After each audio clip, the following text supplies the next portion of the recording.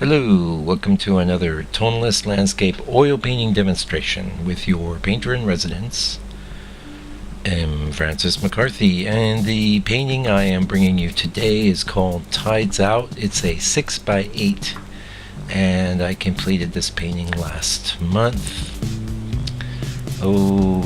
maybe 3 weeks ago, something like that. It's kind of one of these New Zealand East Coast beach scenes. This is actually a case where the tide was out, and my wife and I were out walking around on the the gravel or what have you there, and came across this scene, and now I keyed it off into blues, and I think I could have gone bluer. I don't know, it's been pretty well received while it was sitting in my drawing rack in my studio. I will be, getting this thing in a frame and getting it out to a gallery at some point. I've had pretty good success with the 6x8s actually, since I've made the jump up to that size from 5x7. We did a 5x7 yesterday, but it was one of the, I have to say, probably going to be one of the last 5x7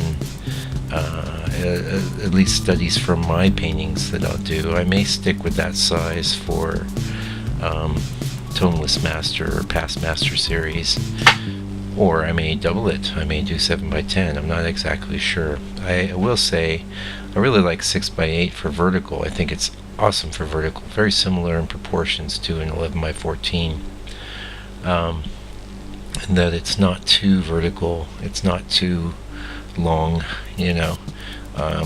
it's also really good as a horizontal, I have to say.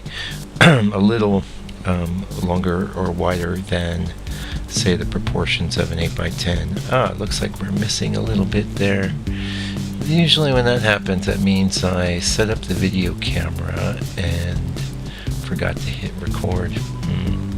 That's what happens there. But generally that is only going to be like a missing 15 minutes or so, maybe 10.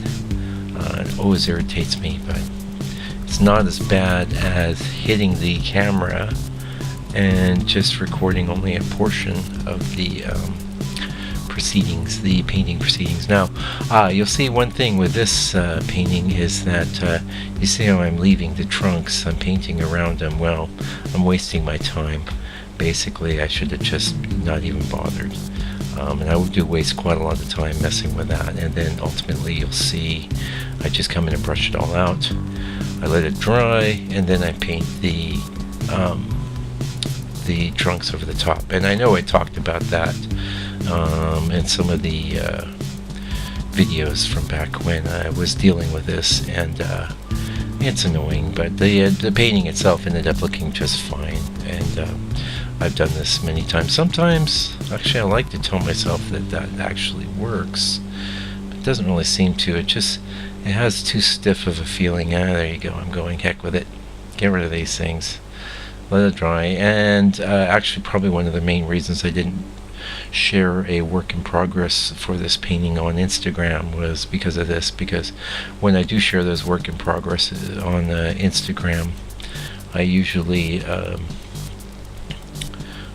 will take photos from my video and then just space them out and put them up. But because I didn't have a good final shot that looked reasonably complete, I didn't put it up. And I do consider my first painting pass to be where the painting is going to be mostly complete, although surprisingly I can end up spending nearly as much time on my second pass. But the time spent in the second pass is just spent refining things and improving things, but you can't really save a painting in your second pass.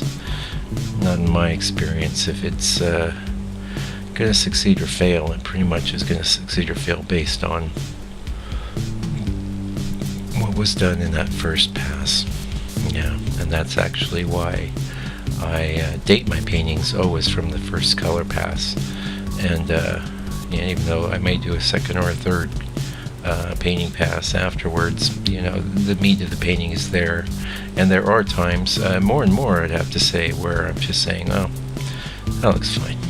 First color pass. Especially like I've done some, recently done some like 3.5 by 3.5s, and I did another little, actually 6x8 that I'm going to be photographing tonight. It's just one color pass. It looks great, looks fine. I recently did put up a 5x5 that was I forget what it was called. It was a tree on a hill. I think it was Hill by the Sea. That was one color pass, and I was real happy with that. It looked great, looked real fresh. And this one, I'm actually quite happy with this painting. There's things I really kind of think I wish I'd maybe done something more ornate and complex with the sky in the back, but I kind of wanted something subtle, and that's what I got. That's what I painted. So, and I do think it succeeds, and like I say, a lot of people have liked it, and yeah, I like it. Now, this was probably going to be a study for a larger one, but I don't think I'm going to pursue that, and I'm still keeping with that. If I do study, especially one of the great things about doing a study at 6x8, 6x8 is nearly big enough to just kind of be its own painting. And, well, any size is, actually, but we're talking about the little mental games I play as a painter, I guess.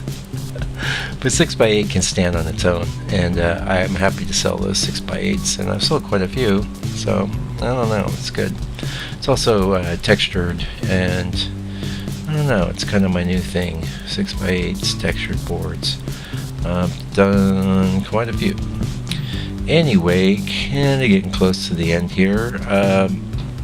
New subscribers, thank you so much. Hey, why don't you click like if you like my video too? Why not? It's easy. Just click the little thumbs up. I really don't know, it just tells me you like it, but I don't think anything comes from it other than that. But why not? Why not say you like it? And if you're not a subscriber, please subscribe. And also, I should say, when you subscribe, there's a little bell icon right next to the subscribe. You want to click on that so you get notifications when I put up a video, because it's not every single day. It's pretty regular, but not every single day. Anyway, thank you for joining me today, and until I see you again, which will be very soon, please take good care and stay out of trouble.